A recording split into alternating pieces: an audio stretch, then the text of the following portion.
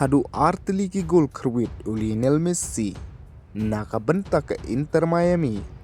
Haka jing kun persya jongka ya ke Orlando City. Pelim ke Arsenal ya ke Chelsea. Bat yep teng nam job ke Manchester United. Kabadonru ya ke jingkyrmen. Ban yo jeka haka UEFA Champions League. Te hoit perlok haka jingil ka MLS jongka Inter Miami. Persya ya ke Orlando City. Haka ni ke jingilehkai ke Orlando City ke lalam kemat shua argul ya ke Inter Miami. Handrai haka menit ke basau kendai ke Inter Miami ke lala aban penpai shigul langba usulweti bat haka menit ke basan penyo layo Messi ban thep ya ke gol ke baar na ke benta ke Inter Miami ban equal ya kite ki gol. Haka menit ke prapusan ke Inter Miami ke lala aban thep ya ke gol ke balai langba usego ya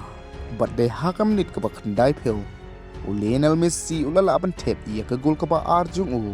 ke baderu ke free kicks ke bal pelang sendon ia ke Inter Miami ban job saula gol bat menta Lionel Messi hadin bal thep artili ki gol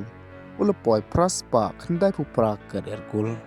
kadba habangi phai pat naki jinglekai jong ke Premier League hapdeng ke Arsenal persya ia ke Chelsea ke Arsenal ke laban pelim ya ke Chelsea langba arlewi gol kibaliok ban thep daw saliba kawai utimbar kawai manta ke Arsenal ke bat hakli du ke making point da ke batam san point ya ke Man City handrai ke Man City ke dangsa sakawai ke jingilehkai bat yep teng nam job ke Man United hapo ke jing penya jong ukarik kum interim manager hakaba hakin nyotli ke jingilehkai ulala ban job nerusen kawai ke jingilehkai bat hadin baka Manchester United ke lala ban pelim arlewi kul ya ke Crystal Palace ke Manchester United menta ke don ha ke kerdan ke balai ke baka don ru ke jingkyrmen lada ke yene hapo ke top 5 hadu bekut ke samoy lekai kamut baka lati kena ke jeka ban yo ban yelekai